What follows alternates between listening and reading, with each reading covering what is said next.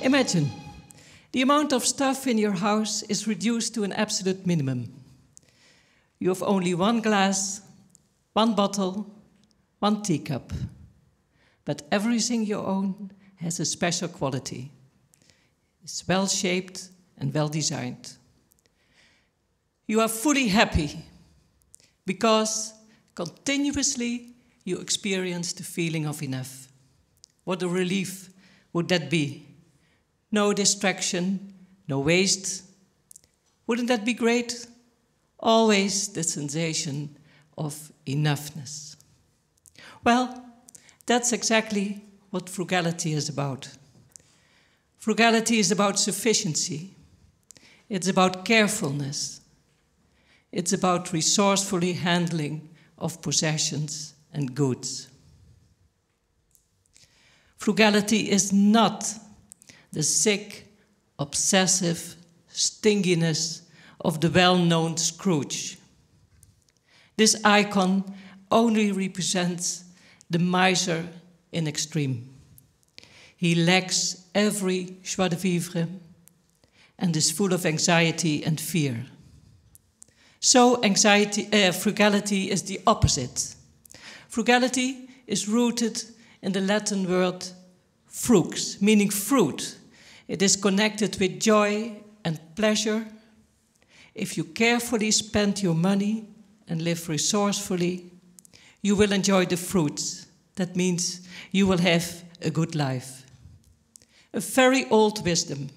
We learned this thought already from the Greek philosopher Aristotle, who wrote about the golden mean. The balance between too much and too little. And the compass to get there is frugality. Today, frugality again has become increasingly important because of the economic and environmental crisis. However, the recession has changed more than just how we live. It changed what we value and what we expect. My empirical study of downshifters confirms the idea that we are amidst of a deep cultural transformation process. Instead of wanting more and more, downshifters deliberately cut their expenses and develop frugal attitudes and skills. In doing so, downshifters want to regain balance in their life. Basically, they are seeking a new equilibrium. And interestingly, downshifters reported in my study a range of positive experiences. I will highlight two. Downshifters highly value their possessions, how little the amount may be. They take good care, really enjoy what they have, and are faithful to their belongings. It is the new value of what I call post-materialism.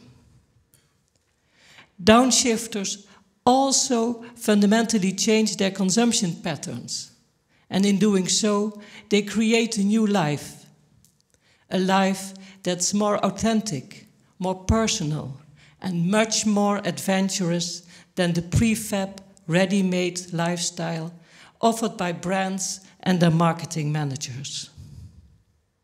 So frugality is freedom, remarkably, isn't it? It means that frugality is a tool to liberation. It is the wake-up call to real freedom and real happiness. And that's what downshifters motivates. Why? Well, it is because they are overworked and overspent. They suffer from the stress of the postmodern, hyper-consumptive life. Downshifters are ashamed of so much waste, of the increasing global poverty and the depletion of Earth's resources. Downshifters want to liberate from the dominant cultural norms: work, buy, consume, die. And in this fight, frugality is the weapon. This transformation process is fairly widespread and broadly supported. As you can see in this poster of the yearly celebrated Buy Nothing Day. It is a call to crash the bars of the prison in which we consumers all are locked. Because the golden promises of consumption paradise turn out to be a miserable iron cage for the majority of the people. So the idea is that only if you keep your money tight in your hand, you are not the slave of bankers, bosses, and the business money, as the new rich robbers in Russia are called. Only if you manage to live outwardly modest, as in this little house, there is space to become inwardly rich. You have to simplify your life in order to discover its real quality and its real treasure. That's the important message we get from downshifters. Save your money, save your soul, and save the planet. Live lightly as a feather in the air. Reduce all wastefulness of resources, of energy and time. Be a conscious, mindful consumer. And most of all, practice frugality. Be frugal and enjoy its fruits. Enjoy the freedom to do what you want and to get where you want to go. Enjoy the pleasure of good company and enjoy the relief of space and clean air. Well, and I hope you enjoyed this Pecha Kucha presentation as much as I enjoyed preparing it. Thanks a lot for your attention.